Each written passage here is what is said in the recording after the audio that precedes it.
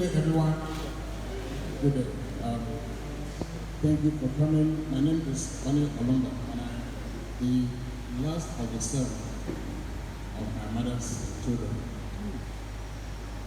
It's difficult for me to stand here before you today to speak this early on my brother's funeral. I thought it was going to be a little bit longer. I want to start by thanking the clergy for your prayers, your understanding, and all the words of encouragement you have given to my family since my brother passed away. When we come to this space in this world that we occupy for as many years as God gave us, what matters is not the time you spend here, but what you leave behind, the footprint that you leave behind. That's what matters most. Death is an ending that must come to us at the time of God's choosing, not our choosing. Regardless of how much we're educated, how much money we have, how beautiful, how ugly, no matter what you have, when God says it's your time, it's your time, and you must answer that call.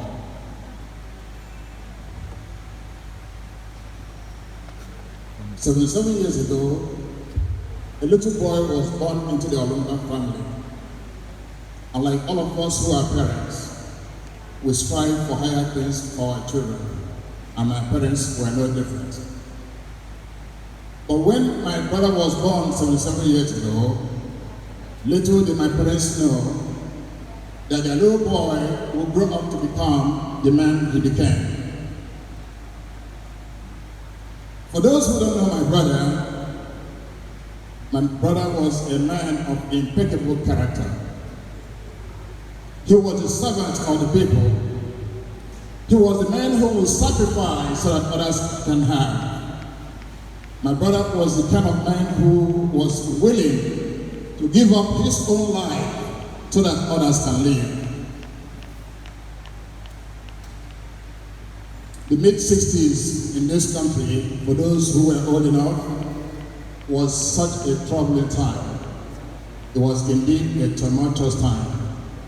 It was a time when men and women, boys and girls, husbands and wives were being killed, slaughtered like animals without any value. It was a time when all kinds of atrocities were being meted to people of Eastern Nigeria, and especially those of the Igbo extraction. The story was all over the news, the newspaper front pages, the headline news, the television. And my brother was not the kind of person who sits around to wait for stories. In my opening remark, I thank the clergy because my brother doesn't like stories, and I know certainly that if in his brain he would not be happy if I was not here to be part of the funeral, because he does not like stories. He wants to be the story. He likes to be the story. And I'm sure he will be happy that I'm here today to be part of his funeral. My brother and this man here, this hero, please stand. Please, if you rise. Please, if you can rise. These warriors here, whom I decided to bring, are the warriors of the time when it was evident that all the Easterners were going to be massacred. But these men here said no. Sorry for the second. In those days, if you were a parent and you had a male child 18 years or older, the chances that your child would be captured or in the more military term, conscripted to join the Biafran army was that high. My brother did not wait to be captured, to be forced, to be conscripted. Rather, he and this men here volunteered to fight so that we can live.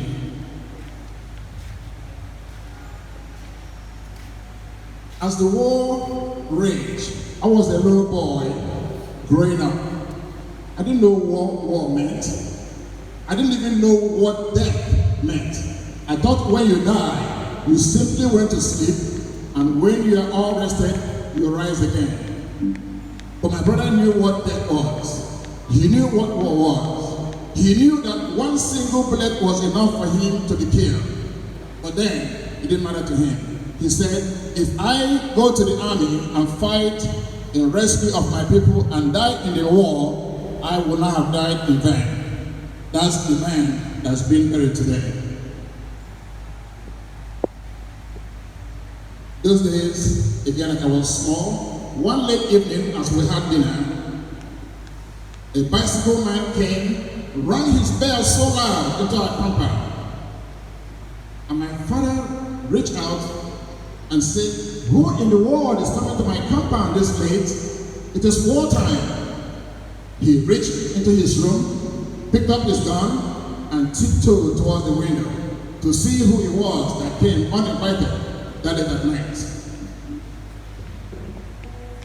And almost immediately as he came near the window, my brother, Major Justus Menchukwu Olumba, all in his full Biafran regalia uniform, came to the door and knocked so hard and said, it's your son, Lemchukwu Olumba, the Biafran soldier. And my father quickly put down his gun, opened the door and impressed him.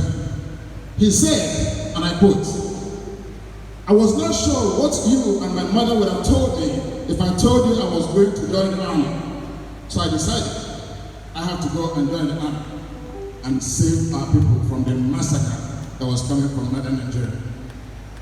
So at this point, all I need from you is your prayers and your blessings. Close quote. My brother was a man who taught me, and I am in a very unique position to write a chapter of a book on all of my brothers and sisters, because I'm the youngest. They were now getting old. But in the meantime, I spent ample time with each and every one of my brothers and sisters. And I can tell you, the man taught me how to be brave. He taught me to always speak the truth. Always speak the truth, because the truth will set you free always.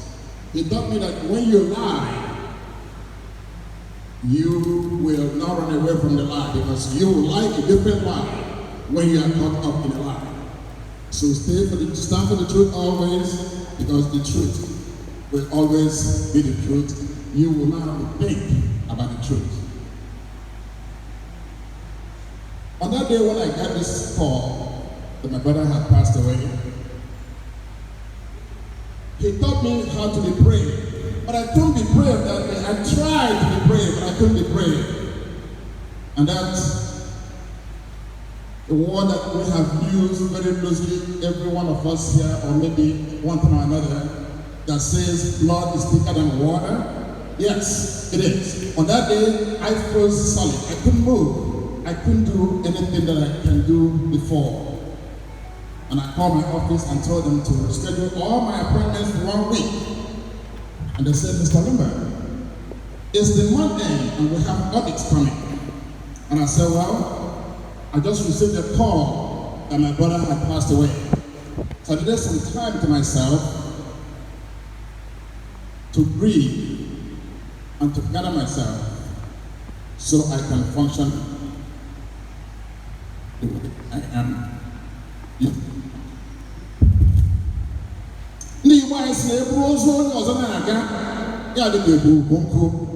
But on that day, my brother was not Obunku. He was not a lot of food. He was my brother, he was my blood. And he touched me so well, and I could not move. Today, as I mourn my brother, I do not mourn my brother like a man without faith nor hope, because I have both.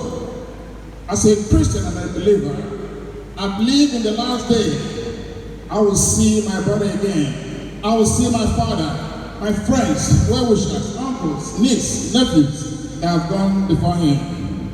It will be a time of great joy, a time that we will give account of our stewardship in the time that God allotted us on this earth. It is the time when there will be no more sickness of any kind, even the most common, like malaria, typhoid, stroke, cancer, all of that will disappear. It will be a time of great joy. We will all rejoice together. I believe that day is coming, and it's the day I will reunite with my brother. So my brother, my hero, my defender, who taught me how to be a man, until we meet again on that day of joy, I salute you. I thank you for being my brother. I will always have a brother like you. Until we meet again, have eternal rest.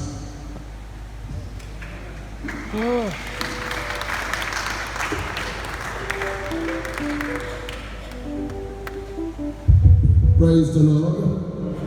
Hallelujah. By now, Bible, excuse me, please. By now, Bible 140.